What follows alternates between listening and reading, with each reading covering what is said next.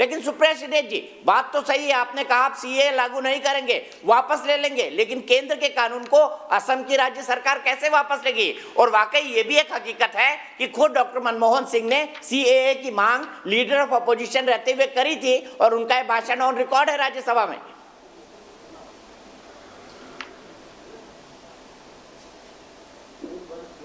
मैं इन सब बातों का जवाब दूंगी। सबसे पहले तो मैं भाजपा का दिमागी और नैतिक दिवालियापन के बारे में जरूर बात करना चाहूंगी। बंगाल में पहली ही कैबिनेट मीटिंग में सीए लागू हो जाएगा और असम में उसके बारे में सुई पटक सन्नाटा रहेगा। जब सवाल पूछा जाएगा तो कहेंगे हाँ हम कमिटेड हैं। क्यों नहीं आपके घोषणा पत्र का हिस्सा है? तमिलनाडु में आप क्यों न कर गए उस पूरी बात को, उस पूरे डिबेट को? जब आपसे पूछा गया आप तमिल हिंदू जो श्रीलंका से ना दीपक जी, तमिल हिंदुओं को तो आने की परमिशन ही नहीं है श्रीलंका से। शब्दों की मर्यादा बनाइए, मैं दीपक जी बात नहीं करूंगी। शब्दों की मर्यादा तोड़ी तो यही इज्जत तार-तार हो जाएगी, बची कुछ ही। वैसे मैं दोनों से रिक्वेस्ट करता हूं, मैं कभी बीच में नहीं टोकता हूं, बीच में टोकना मेरी आदत नहीं है। कृपया दोनों शब्दों की मर्यादा बनाए रखें, मैं दोनों से रिक्वेस्ट करता हूं। धन्यवाद। हाँ, धन्यवाद।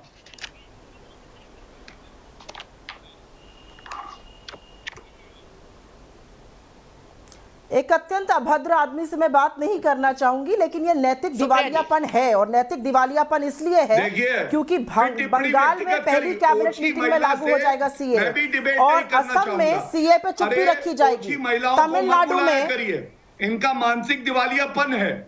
इन्होंने व्यक्तिगत टिप्पणी करी ना, इनको यही सुनानी पड़ेगी, खड़ी खोटी यही सुनाएंगे। ओछी हल्की घटिया महिलाएं ये, जब ये ओछी व्यक्तिगत टिप्पणियां करती हैं, ये दीपक जी तरीका ठीक नहीं है चर्चा। गौरव जी महिलाओं के बारे में ऐसी बातें नहीं, प्लीज। हम सब सम्मान करते हैं। एक बात इन्होंने क्या बोला, व्यक्तिगत टिप्पणी करी कि नहीं, रिवाइंड करके दिखाइए। तत्र देवता हमारे, हाँ, और महिला गाली दे, मानना है ये। महिला आके व्यक्तिगत, अच्छा महिला आके व्यक्तिगत टिप्पणी करे वो ठीक है, गाली दे वो ठीक है। यहाँ चर्चा करा रहे हैं कि गाली देने का क्यों चल रहा है। मैं सुप्रिया जी से फिर रिक्वेस्ट करता हूं, उसका उत्तर दे। मूल बहस पे रहते हैं गौरव जी, आप सिर्फ आधे घंटे के लिए जुड़े हुए हैं मेरे साथ। मूल बहस पे रहते हैं सुप्रिया जी, मूल बहस पे रहते हैं।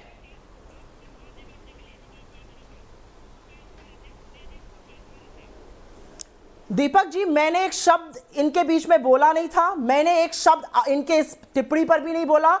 इन्होंने मुझे आपके शो पर ओछी महिला, हल्की महिला, घटिया महिला कहा। अगर आपको लगता है कि यह व्यक्ति की शब्द की मर्यादा है तो मुझे बोलना पड़ेगा बहुत ही ओछा गिरा हुआ घटिया आदमी है ये, इसको तमीज से बात करनी चाहिए। ये तुच्छ प्रकृति का बदतमीज आदमी है, मैं इसकी बदतमीजी नहीं सुनूंगी। मैंने नहीं कहा था, मैंने नैतिक दिवालियापन कहा था, तुम अपना वैचारिक दिवालियापन भी दिखा रहे हो। ये किस तरह की भाषा की प्रयोग कर रहे हैं? अगर आपको लगता है कि ये बदतमीजी करेंगे और मैं सुनूंगी तो मैं सुनती तो किसी के बाप की नहीं, उनकी क्या सुनूंगी मैं?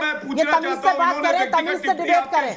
ये राष्ट्र के नाम संदेश देंगे, औरतों को खुलेआम गाली देंगे और मैं चुपचाप बदतमीजी करूंगी। क्या मैंने व्यक्तिगत टिप्पणी करी? भाई तुम नैतिक दिवालियापन तुम्हारी पार्टी को कहा, इसमें कौन सी नैतिक तुम्हारा नहीं है? कौन सी इसमें ओछी प्रकृति की बातें करते हो, बदतमीजी की बातें करने आते हैं। असल में मुद्दा भटकाना है ना, क्योंकि गला पकड़ दिया गया तो मुद्दा भटकाना है। मुद्दे पे बात करो यार, मुझे कोई फर्क नहीं पड़ता। हम आपकी बकवास सुनेंगे, गाली दो आके, मुझे कोई फर्क नहीं पड़ता। आप मुझे कितनी भी गाली दीजिए, मुझे कोई फर्क नहीं पड़ता। ये आपका बैकग्राउंड, आपकी परवरिश दिखाता है। आप मुझे और थोड़ी सा गालियां दीजिए। एक दोनों राष्ट्रीय पार्टी के प्रवक्ता हैं, आपको पूरा देश देख रहा है इस वक्त। मैं दोनों से रिक्वेस्ट करूंगा, गौरव सुप्रिया जी दोनों से, दीपक जी, गौरव जी सुप्रिया जी दोनों से, आप दोनों राष्ट्रीय पार्टी के प्रवक्ता है, पूरा देश आपको देख रहा है। मुझे और गोलियां दे। इन्होंने व्यक्तिगत टिप्पणियां क्यों करी, मेरी पार्टी के बारे में गलत बोला, मानसिक दिवालियापन तुझ प्रवक्ता कैसे बोला? मैं हाथ जोड़ के कहती हूं मुझे और गालियां दीजिए। सारा देश देखे तो इनका असली चेहरा। एक महिला को यहाँ पर घटिया कहना, सारा देश देखे तो उस आदमी का असली चेहरा, ये किस तरह का आदमी है। और गालियां दीजिए आप, दिखाइए अपना असली चेहरा, दिखाइए अपना असली रंग, क्योंकि वही उसी मानसिकता के आदमी हो तुम जो तुम्हारी पार्टी की मानसिकता है। चुप रहिए आप। अब मैं मुद्दे की बात करना और गालियां दीजिए आप, बहुत अच्छा है, दिखाइए अपने श्रीलंका कैसे औरतों का शोषण होता है तुम्हारी पार्टी में, बचिया तुम लोग ढेरूंगी तुम्हारी और गाली दो, बहुत अच्छा है। आप नेशनल टीवी पर गाली देते हो और कितनी गवार करते हैं पार्टी के, क्या बातें करते हैं, पढ़ी लिखी होने से सभ्यता नहीं आती, गवार हो आप। गौरव जी प्लीज, और गौरव जी दलाली प्लीज, जब आप पत्रकार थी। हाँ गौरव जी प्लीज इन शब्दों का इस्तेमाल नहीं, सुप्रिया जी व्यक्तिगत ना ले, हम दोनों मुद्दे पर बात करें। दीपक जी मैं पहले तो आप चाहती हूँ, इनसे माफी मंगवाई है, इन्होंने दीपक जी व्यक्तिगत मैंने टिप्पणी आपके शो पे कैसे मैं करी? चाहती हूँ कैसे- ये मुझे कैसे और गालियां करी? दे, देश इनका व्यक्तिगत असली रंग तो टिप्पणी कैसे देखे, करी? इनका असली चेहरा तो देखे देश, सुनिए, और गालियां दीजिए आप आपका मुझे सुपड़ा साफ और हो जाएगा, व्यक्तिगत मैं बातें बता रहा कहिए, हूं।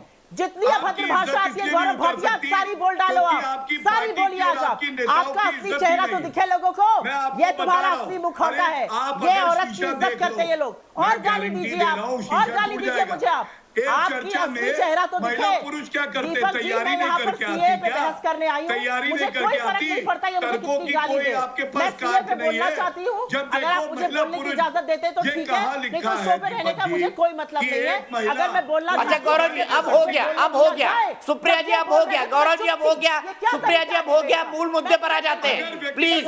मैं दोनों से कहूंगा शब्दों पर संयम रखें, दोनों के लिए मेरी ये रिक्वेस्ट है। अब बोलने दीजिए गौरव जी सुप्रिया जी को, सुप्रिया जी बोलिए सीए। बिल्कुल बोले, व्यक्तिगत टिप्पणी ना दीपक करें। जी आप तो एंकर हैं, दीपक जी आप एंकर हैं, आप रिवाइंड करिए और देखिए किसने अभद्र भाषा का प्रयोग किया, मुझे लेकिन कोई फर्क नहीं हाँ, पड़ता दिखाइए। है, ये मुझे और चैलेंज गाली दे, करता मैं हूं, उसका आज स्वागत डिबेट करती हूँ क्योंकि देश आप देखे तो इनका पूछिएगा। असली चेहरा। दीपक सीए जी, के मुद्दे पर रिवाइंड बात करिए। करने आई पहले हूँ तो मैं व्यक्तिगत जरूर देखना टिप्पणी किसने बोलना करी? चाहूंगी। दिखाइए। भाजपा जो है दिखाइए। बंगाल की पहली कैबिनेट मीटिंग में, भाजपा जो है बंगाल की पहली कैबिनेट मीटिंग में तो सीए लागू करेगी, लेकिन असम में सीए पे मुंह पे दही जम जाएगा, तमिलनाडु पे सीए पे सवाल पूछा जाएगा तो नकार के चुपचाप बगले झांकने लगेंगे। क्यों? क्योंकि कोई मानसिकता ही नहीं है। कोरोना काल में सीए पे कानून नहीं बदल पाया, लेकिन कोरोना काल में किसान विरोधी 3-3 कानून बन गए जो वापस नहीं किए जाएंगे। कोरोना काल में ऑर्डिनेंस पे ऑर्डिनेंस बन गई, उससे कोई दिक्कत नहीं है। इनको खुद ही नहीं पता इनका सीए पे स्टैंड क्या है, और यह सच है क्योंकि एनआरसी के चलते असम में 19 लाख लोग आज इलीगल माइग्रेंट घोषित हो गए। इनकी औकात नहीं है वहां पर बोलने की सीए पर। मैं तो सिर्फ सवाल पूछना चाहती हूं कि अगर आप वाकई में चाहते हैं सीए लागू हो तो देश भर में लागू करिएगा ना। और अरुण जेटली ने जब लैंड एक्विजिशन बिल भाजपा ने लागू किया था तो 292 के अंदर उन्होंने कहा था ना कि राज्य इसको खाली कर सकते हैं, पारित कर सकते हैं, रिजेक्ट कर सकते हैं, कहा था कि नहीं कहा था? उसी के अंतर्गत पंजाब ने तीनों कानूनों को रद्द करते हुए कानून पारित किए हैं। क्यों सेंट्रल गवर्नमेंट उस पर बैठी हुई है? वैसे ही हम भी असम में सरकार बनाएंगे, सीए के कानून को पारित करेंगे। इन्होंने ही रास्ता दिखाया हुआ है, लैंड एक्विजिशन बिल इन्होंने ही सेक्शन 292 के अंदर कराया हुआ है। तो ये बातें क्यों झूठ बोलते हैं? और पूरे देश में इनकी एक सरकार चलेगी, एक कानून चलेगा, या कुछ भी चलाएंगे। बंगाल में पहली कैबिनेट में लागू करेंगे, असम में घोषणा पत्र में नहीं डालेंगे, तमिलनाडु में जब सवाल पूछा जाएगा तो बगले झांकने लगेंगे। क्यों? क्योंकि अगर आप हिंदू हैं, अगर आप हिंदू भी हैं और अगर श्रीलंका से आप प्रताड़ित हो रहे हैं तो आपको नागरिकता नहीं मिलेगी। ये इनका त्रुटिपूर्ण कानून है जिसके अभी तक 2 साल होने को आ गए, कानून के सेक्शंस नहीं बन पाए हैं क्योंकि इनकी पारदर्शिता ही नहीं है। सच तो ये है, मुद्दे की बात करेंगे नहीं, गालियां मुझे ठीक है। मैं सीधे यही सवाल लेता हूँ, गौरव भाटिया जी, अगर नियम कानून तो बंद कमरे में बनते हैं।